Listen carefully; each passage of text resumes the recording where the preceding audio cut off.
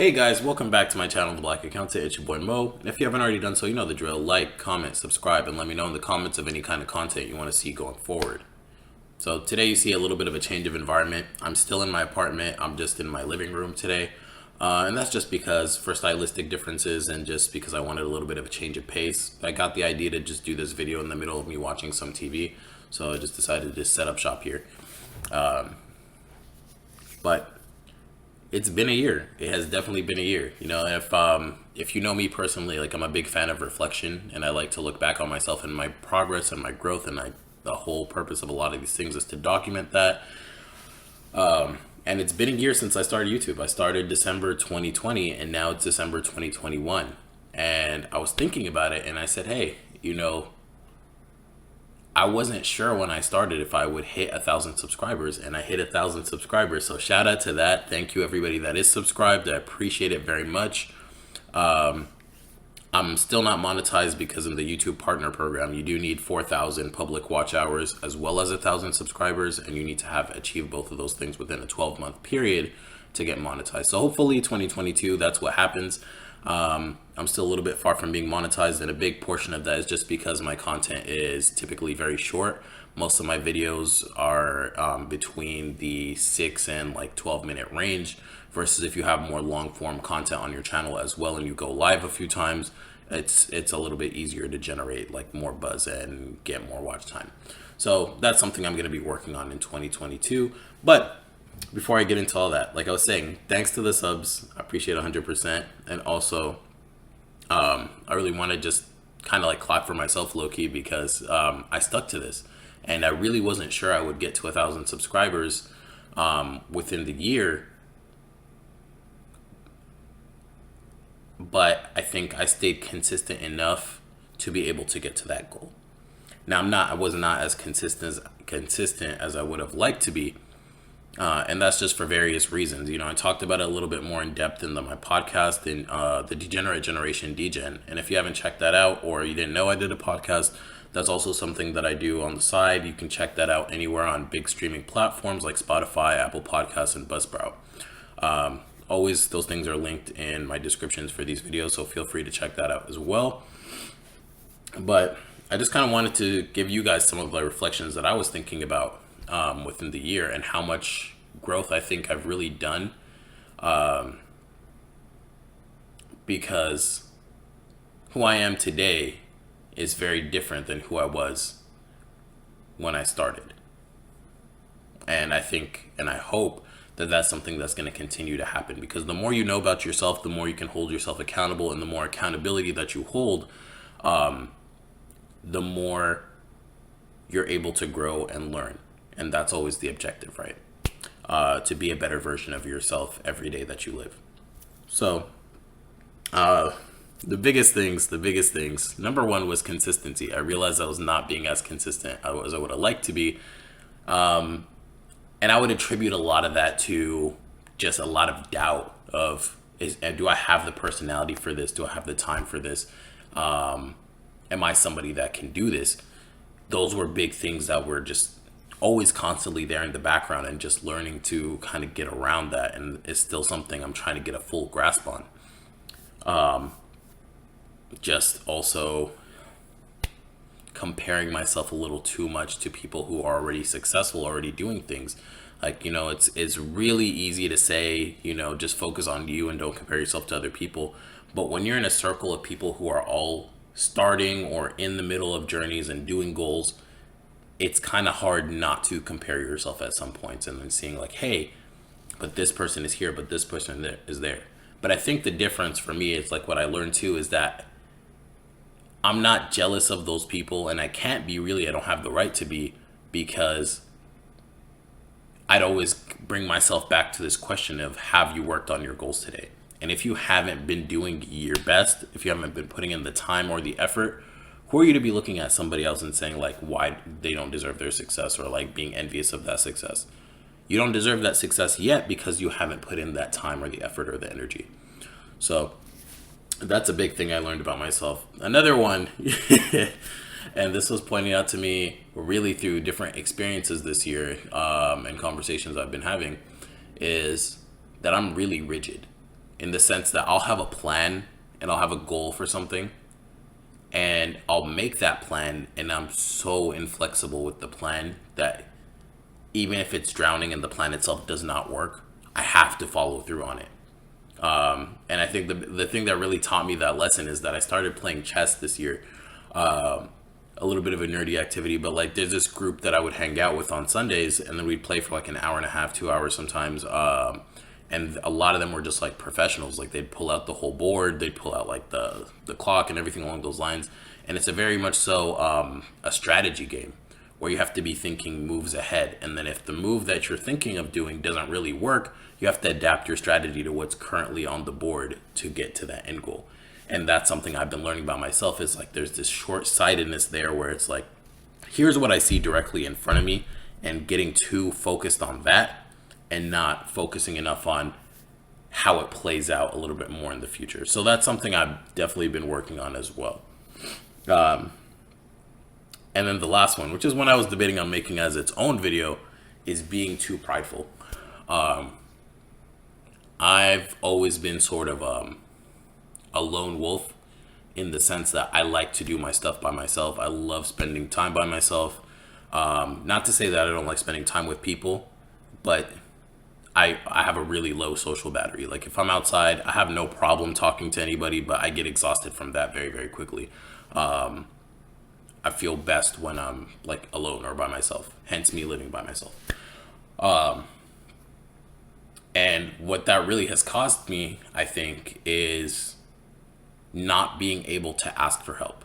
And when I say help, it doesn't mean like, oh, I'm drowning and I need a lifeline. It's more like I always feel like I need to get every tidbit of information and look it up myself or do it myself. And just instead of just asking somebody who already knows, like having those resources within my circle, but never using those resources, just to say that I did it by myself. And it kind of circles back to this one quote from Steve Jobs, where basically he said that nothing great has ever been achieved by an individual. It's always achieved in a team.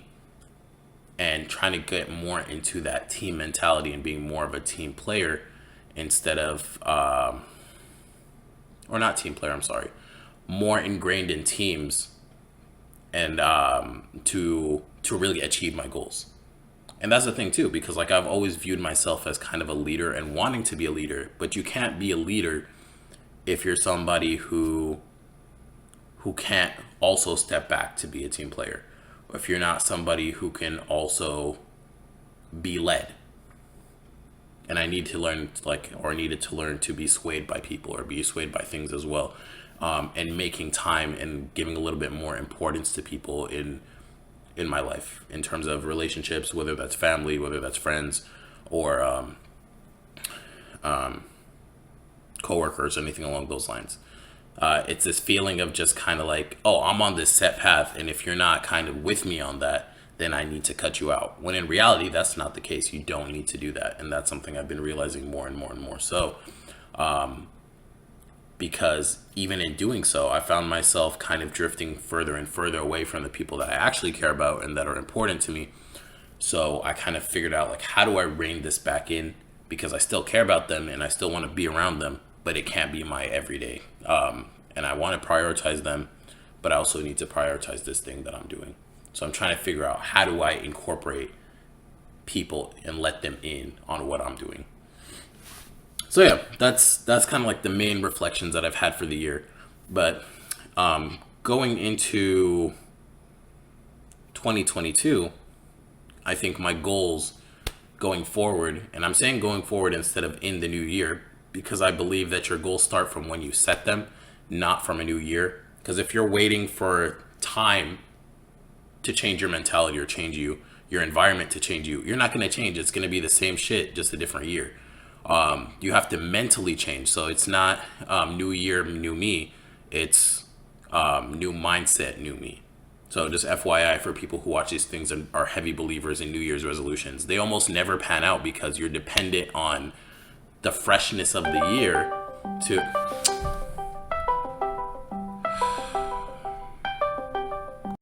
Yeah, I don't really believe in New Year's resolutions because you're dependent on the freshness of the year to really guide you on your goals. And that's why so many of them don't pan out. People start going to the gym a lot in January and then fall off either later that month or in February, start new things and then just fall off. You have to change your mindset, because if you don't change your mindset, it doesn't matter that it's January. That didn't do anything. It doesn't change anything for you. You have to really know why. Like for me, there's this phrase I would repeat to myself all the time when I was really tired of the situation that I was in, especially when I was really down. It was just tired of eating shit, right? Where just anytime I start to feel lazy and complacent, I would remember that phrase, and I made that a phrase like that I would write down on a whiteboard in my room, and I would just look at it and be like, yeah, so I know if I don't do anything right now, I could just hang out, I could just waste time in my room, but I'm going to keep being in the same environment because I'm not doing anything to change it. So at some point, I got tired enough of being in that stage of limbo or being in that stage of something I didn't want anymore to propel me to do that next action or to set that next goal to go towards that. So that's why I was saying, like, now it's more about change your mindset, change yourself. It's not change the year, change you. That doesn't make sense because you're dependent on your environment to change you. Same way that some people think that if you just move or if you just travel somewhere else, the environment is going to sway you or change you. Yes, there's going to be different influences, but for the most part, you're going to be the same person anywhere that you go unless you change from within or change from yourself and the way that you approach things. And that's always the actual uncomfortable part about growth. It's not about the series of action that you do. Anybody can do series of actions. That's what you do at work, right?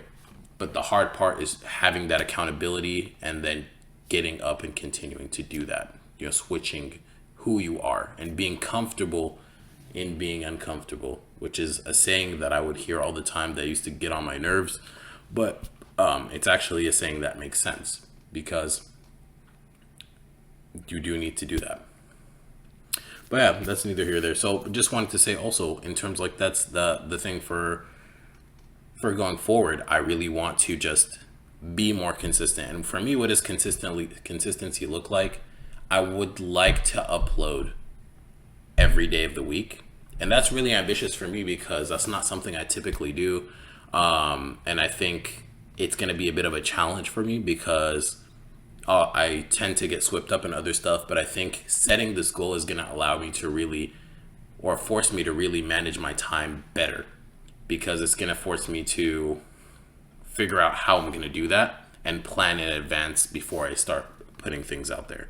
So, and also in terms of the content that you see, like, I don't want to be stuck doing one type of content. I've seen it happen with other people where you start off with something because it's something you were interested in. And then once you want to veer off into something else you're interested in, your followers or subscribers aren't really that interested in it as you are. So it kind of tends to take the audience away from you. Versus for me, like, I've always wanted to just do stuff. So I think what you're going to see on my channel a lot more frequently is a lot of these same think pieces because I like doing those.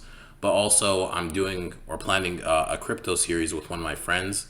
And that's something I'm really excited about. And I think it's going to be somewhere between like medium form and long form content as well on a weekly basis. If you recall, I had initially started a crypto series and I had only done the intro to crypto and then one update and then didn't post any other updates to it. And that's just because I hadn't actually changed any positions. I hadn't bought anything because I had kind of put it to the back burner. But I want this to be a project where we learn from it and grow from it beyond just the hype of crypto. And like, crypto isn't something that's going to be going away anytime soon. Yeah, the market was down a lot towards the end of the year, but it is a long-term thing. It is here to stay, so it is worth learning. So there's that. This Explore Chicago series, I'm very excited about that as well because I'm trying to learn a little bit better into the editing, but it's forcing me to kind of get out of my introverted and get out of my comfort zone by going to these places, asking them if I can film, and then just getting put onto a lot of cool little niche spots. So that's something I continue doing as well. And I want to incorporate more hobby type stuff like the boxing type stuff or guitar playing or any kind of hobby that I'm either interested in picking up or already doing, and just showing a little bit of that progress and just mixing it up. Like, I like to do various things. I want to give you guys various things, but also I don't want to show too much of my day either because I don't believe every single thing should be filmed. So that's that in terms of the consistency and the content. In terms of posting, for me, I used to have this thing, like what I noticed was a big trend during this year was I would kind of have a general time frame of posting in the morning. And if I missed that window, I just wouldn't upload anything that day. And then being very stingy about that. So I think I'm going to try to be a little bit more lenient. I do still want to aim for morning posting and morning Chicago time, meaning Central time. So I'm generally going to be trying to post anywhere between 9 a.m. to like 2 p.m. On a everyday basis. So that's what the standard I'm trying to hold myself to in 2022. And I do keep wanting to say this too. I encourage and I really, really do appreciate constructive criticism and feedback.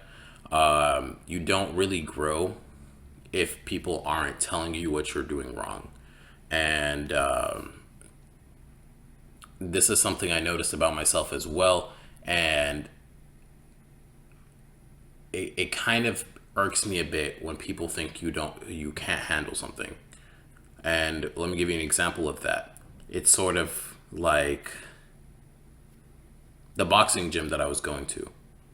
I know I'm terrible when I came in because I didn't have the foundation down. I didn't really have a background in boxing, so I had to learn that foundation. And then the instructor was really, really nice in the sense that every time I'd mess up or do all these mess ups, be like, oh, it's okay, just keep practicing, just keep practicing. That's all in good. But for me, I thrive more when I'm told, what is it that I'm messing up on? Correct my form. Tell me like to push through. I don't need encouraging words. I have enough encouragement to show up. I keep coming in. I'm showing up. So I don't need you to keep motivating me to come in. I need you to constructively criticize what I'm doing so I can hit that next level of growth.